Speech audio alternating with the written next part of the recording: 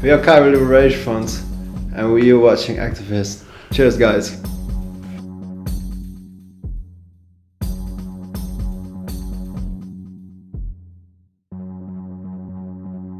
Me and Joep saw this clip from a keyboard player called Islam Gypsy, and he was pumping with his fist on a keyboard.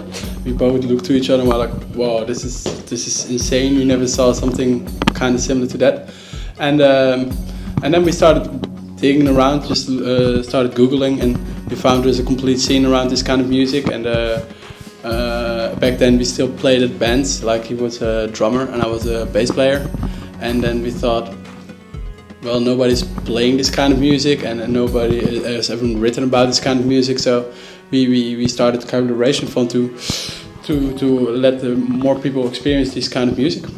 We dumped our instruments. Yeah, so, then we started DJing actually. So it's like so it was the beginning of your DJing also. Yeah. We never did it before, and it was we didn't know what we actually were doing in the beginning, but. Eventually it worked out pretty well. Yeah, and also at this time a lot of people seems to have like a really strange image of the Arab world. We try to show something positive, the positive side, and of this Arab culture, because we think it's also a really beautiful culture actually. It is 2016 and distribution goes via internet and via tuk-tuks, you know, the street cars over there, and we just found music by Google Translate, and you got telephone numbers in YouTube titles of songs, so you just copy paste them, and so that's why we found some websites. You got djfigo.com. He is one of the main producers from Egypt, and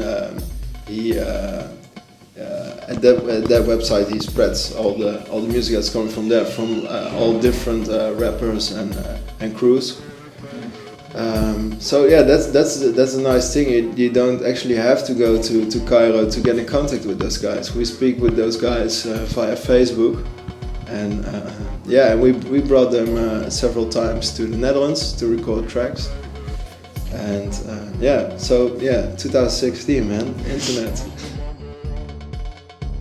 It was quite funny because like in a really short term our mixtapes got picked up by like big international media like New York Times and The Guardian. So then back then the newspapers in Egypt wrote about this kind of phenomenon that like Dutch people are playing this kind of music, and for back then it was still music from the streets, music from a working class generation. So the state media looked down a bit about it, and we thought we want to give it some more exposure. Yeah. And then so we also got in touch with the original producers, and they thought it was quite strange that people outside of Egypt play this kind of music, because they also know we don't speak any Arabic, but they understand that we like the music. We really like the music. We think it's we feel the energy. We feel it's like really broad, it's really energetic, it's really uplifting. It's more like I always compare it with the first time I was listening to Nirvana when I was a kid. You know, I didn't know what Kurt Cobain was talking about, but I felt the energy, you know. And that's the same with this kind of music. It's like in my ears, I came from the punk rock scene. And this has the same energy, you know. We are in touch with a lot of people who are we speak Arabic fluently, and so we try to translate the songs so we know what they're talking about, and also to be more aware of the scene. Especially in the beginning was quite naive, but I like naivety. It's like you just listen to the music, you don't give a fuck about anything else, if it's like popular or not popular. It's just interesting music.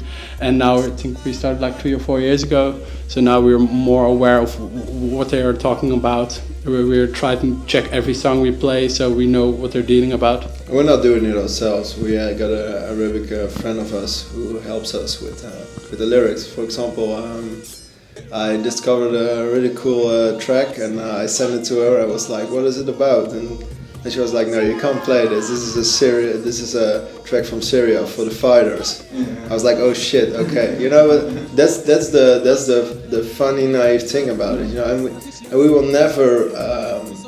Although if we are learning to speak Arabic, but it's fucking difficult, and we're not hiding. We are white and we are from Holland. Yeah. You know, we don't speak any Arabic, and we don't live in popular neighborhoods of Cairo, and it's okay. You know, you have to embrace that there's always some miscommunication. There's also always some